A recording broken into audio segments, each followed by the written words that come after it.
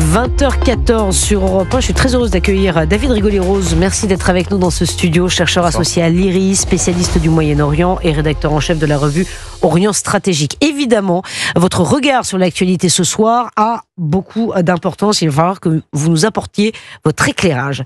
D'abord, 15 mois de conflit entre Israël et le Hamas. On a le sentiment qu'on commence à voir le bout du tunnel. Dimanche, je parle sous votre contrôle, un cessez-le-feu va être acté entre Israël et le Hamas.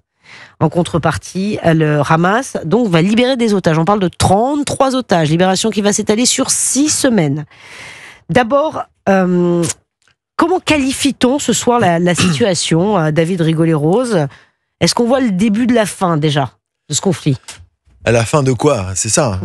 C'est pas un accord de paix. Hein. Non, c'est pas un accord de paix. C'est un cessez-le-feu et qui, dans une première phase, est temporaire, qui a vocation à être pérennisé dans une deuxième phase, puisque dans les 42 jours que vous évoquez pour la première phase, qui doit conduire à la libération effectivement de 33 otages israéliens et de plusieurs dizaines de prisonniers palestiniens, il y a, au bout du 16e jour, il y a des négociations qui doivent être entamées justement pour formaliser une deuxième phase qui verrait la libération des otages restants, en l'occurrence les hommes valides, puisque là ça concerne les femmes, les enfants, les personnes vulnérables, dont les 2 otages français semble-t-il. Mais ce sont des hommes.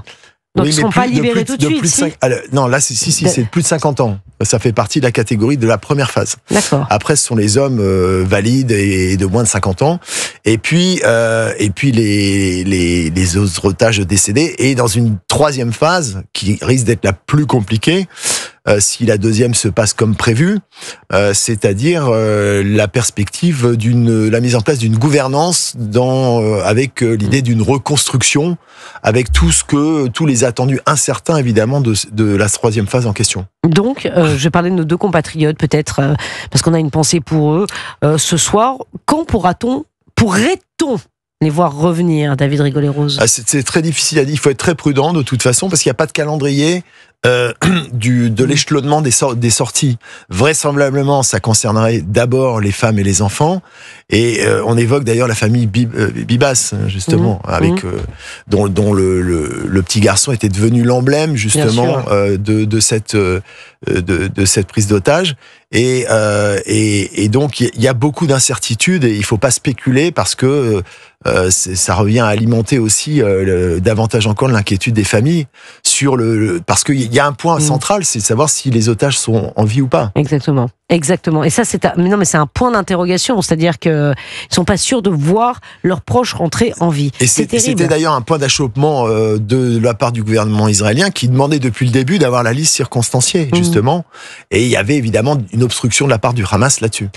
Est-ce que le conflit entre le Hamas et l'État israélien est terminé ? Est-ce que Israël est venu à bout des terroristes ?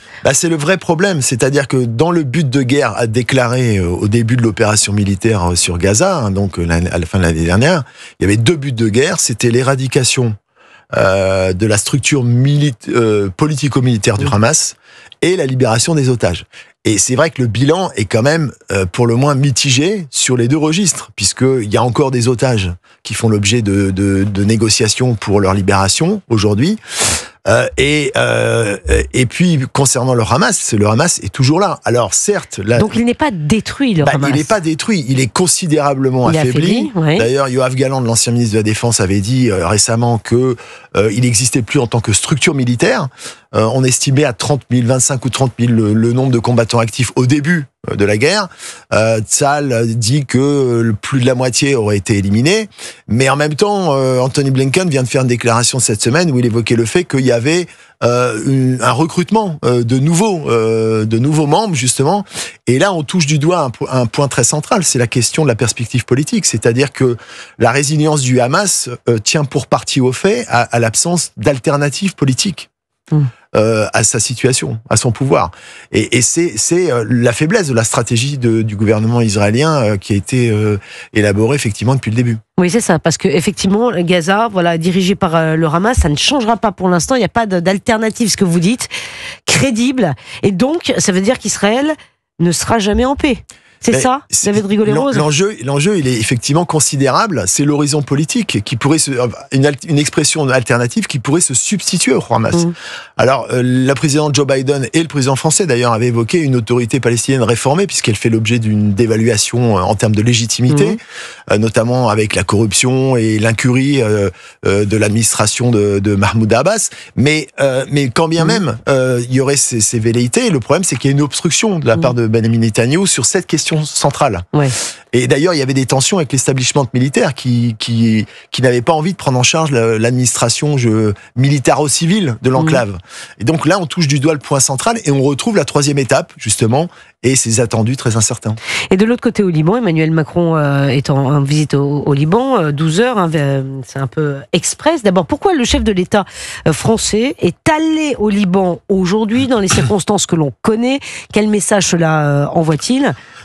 C'est un message déjà de solidarité avec le Liban, parce que le Liban vient de... Il y a une fenêtre d'opportunité qui se présente pour le Liban avec la fin des combats depuis fin novembre entre le Hezbollah et Israël, avec l'élection d'un nouveau président, puisque la présidence était vacante, donc le président, le général Joseph Aoun, un nouveau premier ministre, Nawaf Salam, qui va remplacer Najib Mikati, et donc c'est une mutation de l'échiquier politique libanais qui tient évidemment à l'affaiblissement du Hezbollah.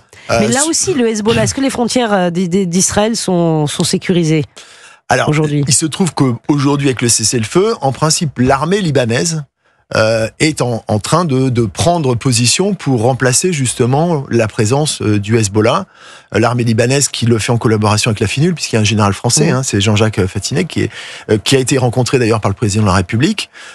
Et il s'agissait de montrer qu'effectivement le processus avait vocation à être pérennisé, avec la garantie quand même la supervision américaine, parce que dans les deux cas, à la fois au Liban et à Gaza, c'est quand même ce qui a été décisionnaire, c'est la dynamique américaine. Alors justement, parlons-en. Donald Trump avait promis qu'avant son investiture, ce conflit serait réglé. Est-ce que c'est c'est pari tenu quoi pour Donald Trump qui va être investi lundi là? Le conflit est pas réglé. En tout cas, pas réglé, mais il y a un cessez-le-feu. Il y a un cessez-le-feu qui a été recherché depuis des mois par Joe Biden. Pourquoi Joe Biden n'y est pas arrivé? Joe Biden n'y est pas arrivé parce que il y avait des relations avec le Premier ministre qui étaient peu amènes, on va dire. C'est un euphémisme. Alors même qu'il est un soutien déclaré d'Israël, mais effectivement il y avait des tensions et en fait le Premier ministre Netanyahou pariait sur l'arrivée au pouvoir de Donald Trump. Puisque Donald Trump avait donné déjà des gages en déplaçant à Jérusalem l'ambassade américaine, en validant l'annexion du Golan, etc. Et donc, du point de vue de Netanyahou, il y avait une confiance beaucoup plus grande. Et d'ailleurs, son arrivée était espérée même par la ministre d'extrême droite. Pour autant, ça n'empêche pas que Joe Biden, par le biais de ses émissaires, ait fait pression sur le gouvernement. Et notamment, il a envoyé Steve Witkoff, son envoyé spécial, qui a fait savoir à Netanyahou qu'il fallait un accord. Et avant son entrée en fonction, et le Premier ministre israélien pouvait difficilement quand même émettre une fin de non-recevoir auprès de cet allié privilégié, d'autant plus qu'il y a des échéances par la suite qui s'annoncent difficiles, comme la gestion de la crise avec le nucléaire iranien. Oui, bien sûr. Donc, pour Donald Trump, quand même, avant son investiture, excusez-moi, passez-moi l'expression, mais ça le fait. C'est-à-dire qu'il va arriver lundi en disant promesse tenue, voilà, l'investiture au Capitole, donc à l'intérieur. On a appris qu'il faisait trop froid pour que la cérémonie se passe à l'extérieur. C'est quand même une première victoire pour Donald Trump. Oui, alors ses partisans vont parler d'un effet Trump, puisque son Mike Waltz, son futur conseiller de sécurité nationale, a dit que justement ça avait abouti parce que, alors chacun va s'attribuer les mérites, mais il faut relativiser des deux côtés d'ailleurs, parce que le plan en question, c'est en fait le plan de Joe Biden de mai dernier. Simplement, effectivement, il était bloqué et il a débloqué. Donc, d'ailleurs, les deux administrations, elles ont travaillé ensemble. Et la future, ce qui est très rare, non?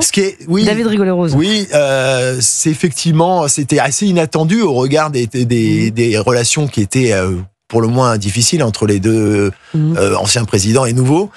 Mais effectivement, ils ont travaillé ensemble, clairement, et ça a facilité les choses, probablement. Bon, pour Donald Trump, effectivement, ce sera un plus quand il va arriver à la Maison-Blanche. On parle de cessez-le-feu, mais accord de paix. Est-ce que c'est envisageable ? Pour l'instant, on n'en est pas là. On n'en est pas là. Ce qu'il faut, c'est que le cessez-le-feu tienne. Ce serait la deuxième phase, déjà, parce qu'on ne peut pas exclure qu'il y ait des accros et des esprits mal avisés qui feraient capoter le processus.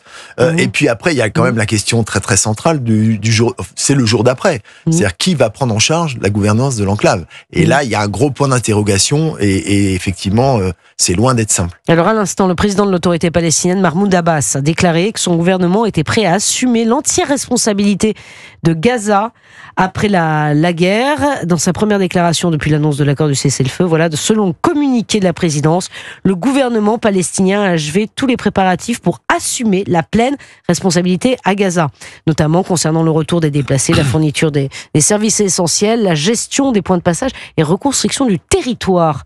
David Rigolet-Rose.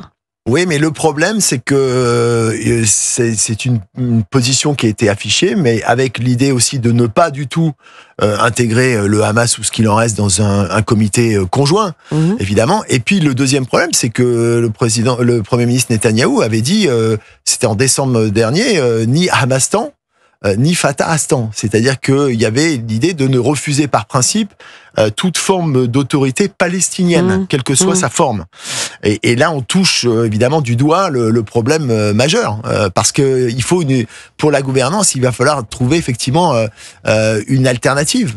Et vous disiez tout à l'heure qu'il n'y en a pas. Il n'y en a pas, justement, compte tenu de l'obstruction et du manque de préparation là-dessus. Et c'est d'ailleurs ce que reprochait l'establishment militaire de Tsahal au Premier ministre, c'est de dire il faut ouvrir un horizon politique, parce que de toute façon, on ne pourra pas prendre en charge la gestion de l'enclave. Donc pour l'instant, ce que vous dites, c'est qu'à partir de dimanche, donc un cessez-le-feu que l'on espère tenable pour aller, mais même pas en trouver des solutions. Et pour l'instant, on ne les a pas. Ça peut prendre des années, des mois, non ? Je ne sais pas, David Rigolet-Rose. Il y a eu des idées, des ballons d'essai sur un gouvernement de technocrates, justement pour l'enclave.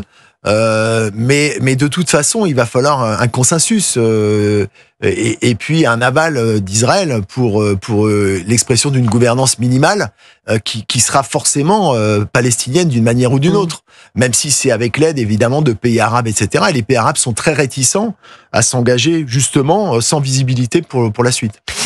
Merci beaucoup David Rigolet-Rose d'être venu ce soir sur le plateau d'Europe 1 pour nous apporter votre expertise, chercheur associé à l'IRIS, spécialiste du Moyen-Orient et rédacteur en chef de la revue Orient Stratégique. Merci infiniment. Il est 20h26 sur Europe 1, le journal permanent dans un instant.